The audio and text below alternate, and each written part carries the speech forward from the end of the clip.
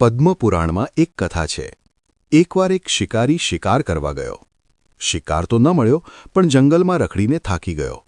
એટલે એક ઝાડ નીચે આવીને તે બેસી ગયો.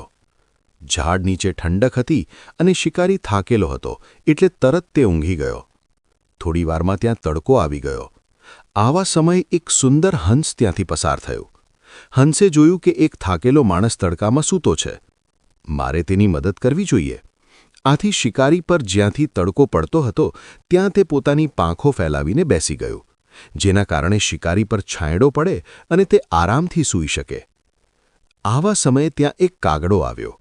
તેણે આ બધું જોયું. તે હંસની બાજુમાં જઈને બેઠો અને થોડીવાર પછી કાગડો શિકારી પર ચરકી ગયો અને ત્યાંથી પલાયન થઈ ગયો.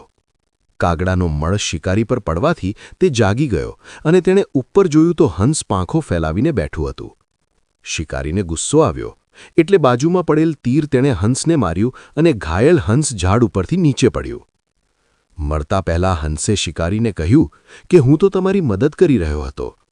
હું તો તમને છાંયડો આપવા પાંખ ફેલાવીને બેઠો હતો. પેલો કાગડો આવીને તમારા પર મળ ત્યાગ કરી ગયો. તમે મને કેમ તીર માર્યું?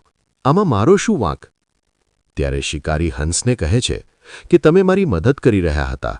તમારા વિચાર તમારા શરીર જેટલા જ સુંદર અને શુદ્ધ છે. તમે એક ઉચ્ચ સેવાભાવ સાથે પાંખ ફેલાવીને બેઠા હતા. પણ તમારાથી એક ભૂલ થઈ ગઈ.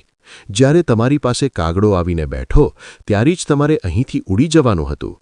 એક દુષ્ટ કાગડા સાથેની એક પળની સંગત તમને મૃત્યુ તરફ લઈ ગઈ. જે મન, કાર્ય અને બુદ્ધિથી પરમહંસ છે તેણે કાગડાઓની સભાથી હંમેશા દૂર રહેવું જોઈએ. આ વિડિયો ગમ્યો હોય તો અમારી ચેનલને સબસ્ક્રાઇબ કરી લાઇક, કોમેન્ટ દ્વારા આપનો અભિપ્રાય જણાવશો. નમસ્કાર.